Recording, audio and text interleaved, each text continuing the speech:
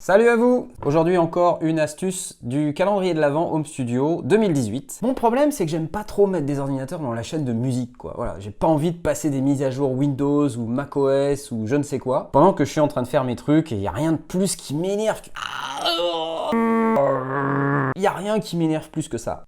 Les mises à jour. Mais le truc c'est qu'il y a aussi des contrôleurs USB vraiment bien que j'aimerais utiliser dans mon setup hardware quoi. Ouais. Par exemple ce truc de DJ Tech Tools que j'adore, hein. C'est un MIDI Fighter Twister. Mais il n'y a pas que ça. Par exemple je pourrais aussi utiliser ce jouet. Vous savez c'est le truc avec les...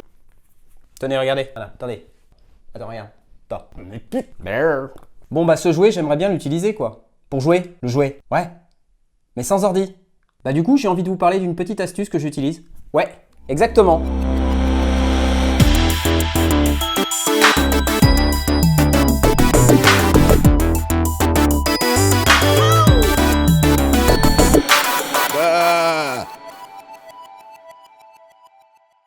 Bon, bah en fait l'astuce ça consiste à utiliser une boîte comme ça. Ça s'appelle un MIDI USB host ou USB to host, enfin bref, peu importe.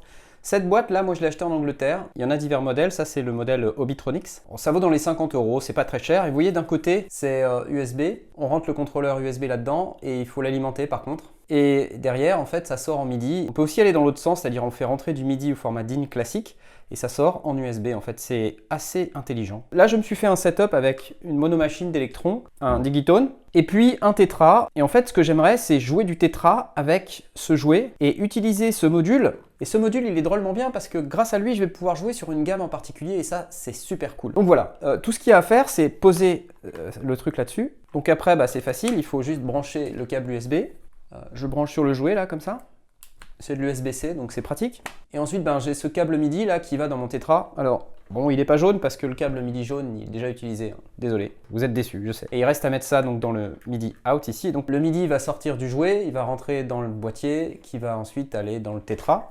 Pour que ça marche, il faut quand même que j'alimente. Donc ça, hop. Donc ça, c'est branché un petit adaptateur secteur que j'ai, voilà.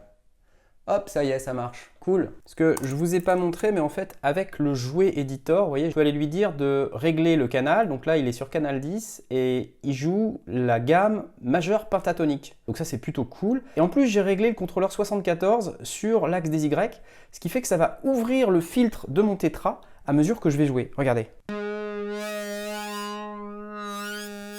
C'est cool! Là, tout ce que j'ai eu à faire, c'est régler mon Tetra pour qu'il reçoive le message MIDI provenant du canal 10.